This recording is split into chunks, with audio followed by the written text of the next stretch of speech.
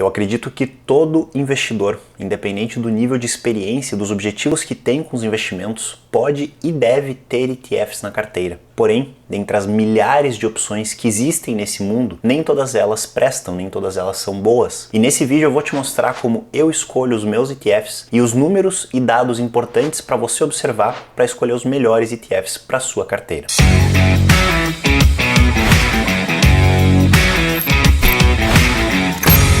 Apenas nos Estados Unidos, segundo o site ETF.com, já existem mais do que 2.700 ETFs negociados nas bolsas americanas. Se a gente for ver os ETFs negociados em outras regiões do mundo, segundo o site Statista.com, existem mais do que 7.600 ETFs negociados globalmente. E apesar de eu gostar muito desse tipo de ativos e acreditar que a grande maioria, se não todos os investidores deveriam ter ETFs em sua carteira, nem todos eles prestam, nem todos eles fazem sentido. E é por isso que eu quero ensinar vocês a escolherem os melhores ETFs para a situação individual de cada um de vocês. E se você está meio perdido, ainda não sabe o que são os ETFs ou ainda não sabe quais são as vantagens de investir nesses ativos, eu te convido a assistir esse vídeo aqui, onde eu explico o que são os ETFs e quais são as 6 principais vantagens de se investir neles. E um grande mito que existe por aí entre as pessoas que não gostam dos ETFs, e eu confesso que eu não entendo o racional dessas pessoas de não gostarem dos ETFs, é que eles são investimentos sem graça, são investimentos pouco sofisticados e que os grandes investidores do mundo nem olham para eles. E eu sei que isso é um mito, primeiro porque no banco que eu trabalhava lá na Merrill Lynch, a gente geria contas de dezenas de milhões de dólares e a grande maioria delas tinha ETFs em sua estratégia. A grande maioria delas aproveitava todas as vantagens que esses ativos oferecem e investia através deles. E existem também grandes investidores globais, como o Ray Dalio, por exemplo, que possui uma carteira apenas formada por ETFs. Então, com certeza, eles servem tanto investidores iniciantes quanto investidores muito experientes e com muito dinheiro. E como eu falei, existem milhares de ETFs tanto nos Estados Unidos quanto em outras regiões do mundo, então não basta você escolher alguns aleatoriamente e achar que apenas porque você tem o seu dinheiro em ETFs, você vai estar bem investido. Não basta você seguir a recomendação de algum influenciador ou de algum amigo teu ou de alguma pessoa que você confia e diz que aquele ETF é bom sem saber qual que é a sua situação individual, porque os ETFs só são bons se eles estão alinhados com aquilo que você precisa. Pode haver sim um ETF que é muito bom, mas que está alinhado com objetivos de outra pessoa, com o perfil de outra pessoa, com prazos de outra pessoa que não servem para você. Então, para que você escolha o ETF perfeito para a sua situação, eu vou passar esses 7 detalhes nesse vídeo, com 2 detalhes bônus no final do vídeo, para que você faça a melhor escolha possível. Mas antes de falar sobre todos esses detalhes e por que eles são importantes de você analisar antes de investir no ETF, saiba que você consegue encontrar absolutamente todas as informações sobre os ETFs negociados nos Estados Unidos, tanto no site ETF.com quanto no site etfdb.com. Eu vou deixar o link para ambos os sites na descrição desse vídeo. Se você está buscando ETFs negociados na Europa, o site justetf.com é uma ótima escolha. E se você está buscando informações sobre ETFs negociados no Brasil, saiba que o mercado de ETFs brasileiros ainda é muito jovem, as informações ainda estão um pouco limitadas, então o melhor que você pode fazer é ir até o site do ETF, da gestora do ETF, e ler as informações que tem lá, ou então no site etf.com.vc, que foi lançado há pouco tempo, que ainda tem muito que melhorar, mas que já traz boas informações consolidadas sobre os ETFs negociados no Brasil. E todos os links que eu estou comentando vão estar na descrição aqui embaixo. Dito isso, vamos para a nossa lista com os detalhes para você escolher o melhor ETF para você. E o primeiro item dessa lista, e talvez o mais importante de todos, é o tipo de exposição que o ETF vai te entregar. No mundo dos ETFs, assim como eu comentei com vocês, existem milhares de opções com diversos tipos de exposições diferentes que se encaixam para diferentes investidores e diferentes objetivos. Existem os ETFs de renda fixa, de commodities, de metais preciosos, de moedas, ETFs de renda variável, de diferentes setores, regiões, diferentes países. Então você precisa saber muito bem que tipo de exposição que você quer e encontrar os ETFs que cumpram essa exposição, que se encaixem dentro daquilo que você busca. Se você não sabe o que você quer e para onde você quer ir, qualquer caminho serve. Então é essencial que você defina muito bem o tipo de exposição que você busca e você encontre uns 5 ou 6 ETFs que cumpram essa exposição. O que eu faço na maioria das vezes quando eu busco um novo ETF é juntar um grupo de 5 ou 6 ETFs que oferecem essa exposição que eu busco e fazer uma comparação entre eles com os próximos números que a gente vai falar. O segundo item importante de você observar ao escolher um ETF é sua metodologia e como ele dá o seu peso às suas posições. É aqui que você vai entender como que o ETF é construído, qual que é a sua metodologia, se ele é um ETF ativo ou passivo, se ele usa algum tipo de filtro específico para te trazer esse tipo de exposição. Alguns exemplos são os ETFs que investem em empresas de valor, por exemplo, são empresas consideradas mais baratas do que outras empresas. Então ele possui alguns filtros usando múltiplos dessas empresas para fazer essas escolhas. Ou então ETFs que investem em empresas do fator de qualidade. Então ele observa qual que é o balanço da empresa, qual que é a saúde financeira, o nível de endividamento que as empresas têm e escolhe as posições baseadas nesses filtros. E essa metodologia, ela precisa estar alinhada com o tipo de exposição que você busca e com as suas crenças ao redor dos investimentos, com as suas estratégias e com aquilo que você acha que funciona melhor para você. Como, por exemplo, eu não sou a favor de usar os dividendos como parâmetro de escolha para as minhas posições. Então eu nunca vou escolher um ETF que usa os dividendos como parâmetro de escolha para as posições dele. E tudo que você precisa saber sobre a metodologia, sobre a forma com que o ETF escolhe as suas posições e qualquer filtro que ele possa ter, está no site ETF.com. Se você entra nesse site, você busca a página do ETF que você está pesquisando, os dois primeiros parágrafos, o da descrição e o da visão analítica do ETF, te dizem exatamente quais são as metodologias, os filtros e qual tipo de exposição que ele tem. Outro ponto importante de você entender nessa descrição do ETF é qual o tipo de peso que ele dá aos ativos que estão dentro dele, as empresas que estão dentro dele. A maioria dos ETFs faz uma distribuição de pesos conhecida como Market Cap Weight, onde ele dá mais peso às empresas que são maiores dentro dessa seleção que ele faz e menos peso às empresas menores. Então existe uma concentração maior nas empresas de maior porte. Já outros ETFs dão pesos iguais a todas as empresas que o compõem, e esses são ETFs conhecidos como Equal Weight. Fora o Market Cap e o Equal Weight, existem ETFs que dão pesos de acordo com alguns filtros, com alguns fatores que eles escolhem e que são característicos de cada um deles. E você vai descobrir isso na visão analítica de cada um dos ETFs. O terceiro ponto da nossa lista é o tamanho dos ETFs, ou em inglês, os Assets Under Management, ou ativos sob custódia do ETF. E é importante observar qual que é o tamanho do ETF e eliminar os que são muito pequenos para evitar alguns pontos negativos que um ETF muito pequeno pode te trazer. E o primeiro desses pontos negativos é a possibilidade do encerramento do ETF, a possibilidade do ETF deixar de existir. ETFs muito pequenos têm uma possibilidade muito maior de deixar de existir. Segundo o site Investopedia.com, apenas no ano de 2020, 180 ETFs aqui nos Estados Unidos deixaram de existir. E isso acontece principalmente porque o ETF é muito pequeno, tem poucos ativos investidos nele, ele dá pouco lucro ou nenhum lucro para a gestora e existe pouca procura dessa estratégia no mercado.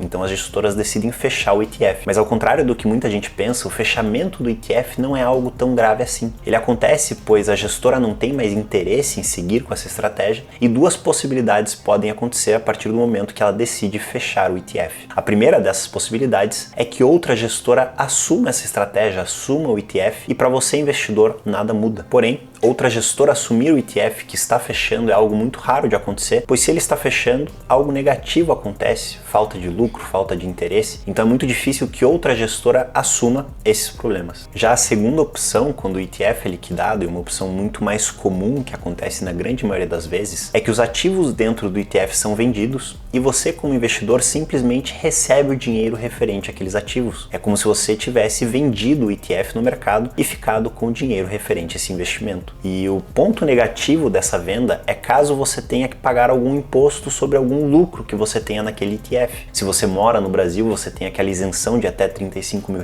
por mês nas vendas do seu ETF. Então, se a tua posição dentro de um ETF que está sendo fechado é maior do que essa, se você tem algum lucro, você precisará pagar imposto sobre esse lucro. Ou então, caso você more aqui nos Estados Unidos e você tenha esse investimento numa conta brokerage, numa conta que está sujeita a imposto sobre lucros, aí você terá que arcar com esses impostos. E vale lembrar aqui que, a não ser que seja um ETF alavancado, que são ETFs que usam derivativos para trazer performances que são multiplicadas tanto para cima quanto para baixo, a chance de um ETF quebrar é praticamente inexistente. Os ETFs alavancados sim quebram com certa frequência, e é por isso que eu digo para vocês sempre ficarem longe dos ETFs alavancados. Na descrição dele você vai saber se eles são alavancados ou não, mas um ETF que não é alavancado praticamente não tem chance de quebrar. E um segundo ponto afetado pelo tamanho do ETF é os seus custos. Geralmente, se um ETF é muito pequeno, ele vai ter uma taxa de administração maior e ele também vai ter um bid-ask spread maior. E a gente vai falar sobre esses dois custos num ponto seguinte da nossa lista. Então aconselho a vocês, em relação ao tamanho dos ETFs, para ser bem objetivo, que vocês excluam ou analisem com cuidado muito maior qualquer ETF negociado nos Estados Unidos que não tenha pelo menos 100 milhões de dólares sob custódia. Se você olha que os assets under management do ETF estão abaixo de 100 milhões de dólares, ou exclua eles da sua análise, ou analise eles com muito mais cuidado. E se você está analisando ETFs europeus ou ETFs negociados no Brasil, esse valor é um pouco mais flexível, afinal os mercados são muito menores. O quarto ponto a ser analisado na hora de escolher o seu ETF é a quantidade de ativos que estão dentro dele. Quanto menor for essa quantidade, principalmente em ativos de renda variável, maior será o seu risco específico investindo nesse ETF. Para vocês terem uma ideia, o VT, que é um ETF neutro e global que investe na grande maioria das empresas negociadas nas bolsas pelo mundo, tem por volta de 8.700 ativos dentro dele. Por outro lado, um ETF muito mais específico, como o SMH, por exemplo, que investe em empresas de semicondutores, possui apenas 24 empresas em sua composição. Então, se você quer uma exposição bem específica, como é a do SMH, e você está disposto a correr um risco maior, a ter uma concentração maior e uma volatilidade maior, você pode optar por ETFs com menos ativos. Já se você quer uma exposição mais diversificada, mais neutra, com menos risco específico, aí você precisa optar por ETFs que tenham pelo menos algumas centenas de ativos dentro dele. E esse ponto, obviamente, não é válido para ETFs de commodities ou então de moedas que possuem apenas um ativo dentro deles. Um ETF que investe em ouro terá somente ouro, um ETF que investe em prata terá somente prata, um ETF que investe no euro, no franco suíço ou no iene japonês também terão apenas uma posição dentro deles. Afinal, esse é o objetivo que eles trazem. Indo para o quinto item da nossa lista, e talvez o mais importante de todos eles, são os custos do ETF, que são compostos pela taxa de administração e pelo bid-ask spread. E uma grande vantagem que os ETFs possuem, principalmente os ETFs passivos, são os custos baixíssimos que eles trazem aos investidores. A forma como eles são constituídos e a estruturação deles permite que eles tenham custos baixíssimos. Isso faz com que o resultado final dos investidores seja maior. E é por isso que eu sou um grande fã desses ETFs. E se nós estamos buscando os ETFs amplos e passivos, esses que eu defendo tanto, a gente vai ter custos abaixo de 0,1% ao ano. Um dos ETFs mais famosos que existe, o VOO, que investe nas 500 maiores empresas dos Estados Unidos, tem um custo de apenas 0,03% ao ano. Isso significa que se você investe 10 mil dólares nesse ETF, você vai pagar apenas 3 dólares de taxa por ano. Um outro ETF que também é muito barato é o próprio VT, o ETF global e neutro que eu mencionei antes no vídeo, e ele tem uma taxa de administração de 0,08% ao ano, ou seja, 8 dólares de taxa a cada 10 mil dólares investidos. São custos totalmente insignificantes que não vão alterar o seu resultado final. E quando eu falo sobre os custos dos ETFs, uma pergunta que eu sempre recebo é qual que é o custo máximo, qual que é o custo ideal, qual que é a taxa de administração máxima que eu posso pagar nos ETFs? E a resposta para essa pergunta é que depende. Se você escolhe um ETF muito específico, de um setor muito específico, ou uma estratégia muito específica, naturalmente ele vai ser muito mais caro do que um ETF amplo, do que um ETF que investe num índice amplo, como o VT e o VOO. Então a sugestão que eu dou para o investidor é ele escolher o tipo de exposição que ele quer, buscar uns 4, 5, 6 ETFs que cumprem essa exposição e depois comparar os custos entre esses ETFs. De nada adianta você comparar um custo de um ETF que te expõe ao setor de semicondutores, por exemplo, com o custo de um ETF que te expõe às 500 maiores empresas dos Estados Unidos. Esse ETF mais amplo das 500 maiores empresas será sempre muito mais barato. Então é uma comparação que não faz tanto sentido. Já um outro custo importante de se observar é o bid-ask spread do ETF. O bid-ask nada mais é do que o melhor preço de compra e o melhor preço de venda disponíveis no mercado no momento da negociação. E esse bid-ask spread ele é a média dessa diferença de melhor preço de compra e de venda no histórico que o ETF tem. Quanto mais próximo a zero for esse bid-ask spread, melhor é para o investidor. Quer dizer que ele está pagando menos na hora de comprar o ETF e está recebendo mais dinheiro na hora de vender. E quanto maior for o ETF, quanto mais pessoas estiverem negociando ele no mercado, menor tende a ser essa diferença entre compra e venda, menor tende a ser o bid-ask spread e menor é o custo para o investidor. E lembrando que esse custo ele é muito mais significativo se você faz diversas compras e vendas de um ETF, se você entra e sai deles com muita frequência. Afinal, é um custo na entrada e um custo na saída. Já se você tem uma posição por longo prazo, se você compra um ETF e segura ele por diversos anos ou diversas décadas, que inclusive é o ideal para o investidor de longo prazo, esse custo acaba se diluindo durante esses anos e acaba não importando tanto. E antes da gente falar do sexto ponto da nossa lista, eu já te convido a dar um like aqui nesse vídeo para mostrar para o YouTube que tem conteúdo de qualidade aqui dentro. E o sexto ponto para a gente analisar para escolher o nosso ETF é conhecido como Tracking Difference. A grande maioria dos ETFs, principalmente os ETFs passivos, tem como objetivo seguir um índice de referência. O VOO segue as 500 maiores empresas dos Estados Unidos. O índice que ele segue é o S&P 500. E o objetivo dele é entregar uma performance o mais próximo possível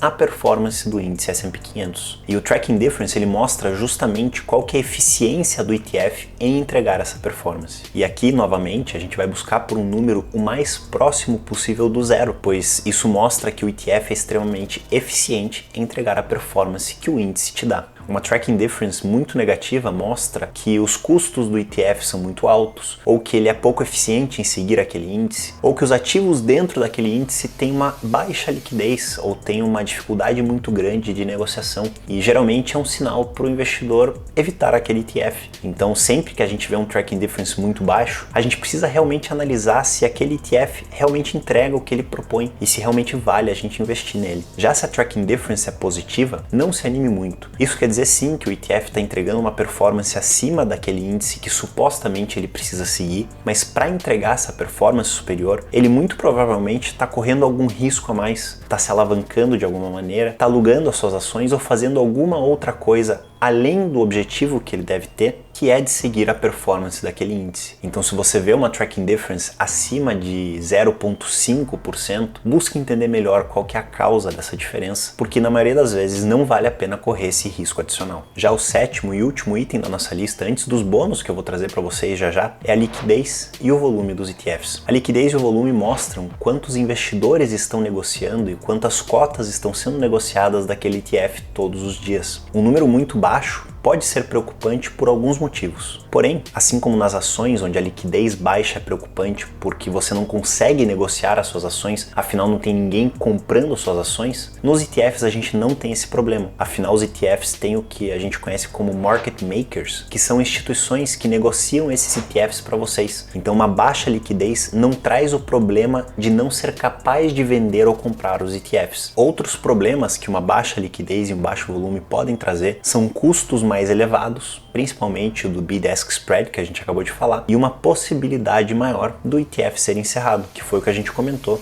quando a gente falou do tamanho dos ETFs. Então eu sempre busco uma liquidez de pelo menos $1 milhão de negociações diárias no ETF para ETFs americanos, para que eu esteja confortável com o nível de negociação e de liquidez dele. E antes de eu falar dos bônus, para você elevar ainda mais o nível de análise dos seus ETFs, já aproveita e se inscreve aqui no canal, porque isso ajuda todo mundo. Ajuda você a não perder os próximos vídeos e me ajuda a continuar produzindo conteúdo de qualidade aqui para vocês. E o primeiro bônus nessa análise de ETFs que eu quero trazer aqui para vocês é analisar quais são as maiores posições dentro do ETF, principalmente as 10 maiores posições. Existem ETFs que têm posições muito concentradas em uma empresa, em um ativo, e essa exposição muito concentrada a esse ativo não é desejável para a sua carteira, para o seu investimento, para os seus objetivos. Talvez você já tenha essa posição individual na carteira e ter essa posição concentrada dentro do ETF não faça tanto sentido. Então sempre analisem quais são as maiores posições dentro desse ETF. E isso me traz para o segundo item bônus da nossa lista, que é analisar a sobreposição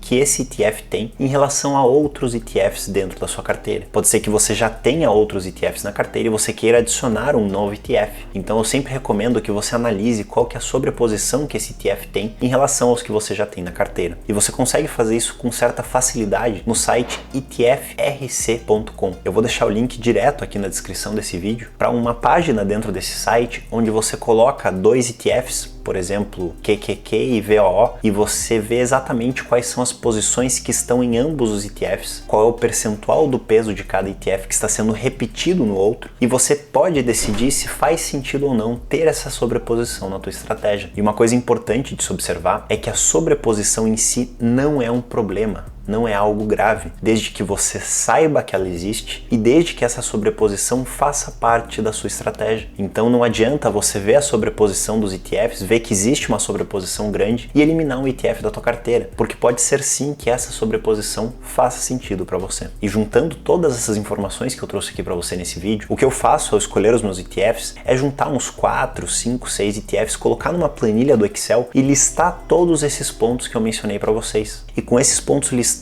para cada um dos ETFs, eu sou capaz de fazer uma escolha muito melhor para aquele tipo de exposição que eu quero. E se você chegou até aqui nesse vídeo, eu quero te pedir um pequeno favor. Esse é o 20º vídeo aqui do nosso canal, que nasceu há alguns meses atrás, e eu tenho uma lista com dezenas e dezenas de ideias para próximos vídeos para gravar aqui para vocês. Mas um objetivo que eu tenho é trazer conteúdos que estejam alinhados com aquilo que vocês querem ver, com aquilo que vocês querem aprender aqui dentro. Então eu vou pedir para vocês comentarem aqui embaixo ideias de próximos vídeos, ideias de conteúdos que vocês querem que eu aborde aqui para vocês, ideias de tipos de vídeos que vocês gostariam de ver, porque eu vou ler todos os comentários de vocês e vou gravar vídeos que estejam mais alinhados com aquilo que vocês buscam aqui. E se ficou qualquer dúvida, ou se você tem qualquer comentário sobre o assunto do vídeo de hoje, comenta aqui embaixo também que eu vou te responder e a gente se vê no próximo vídeo.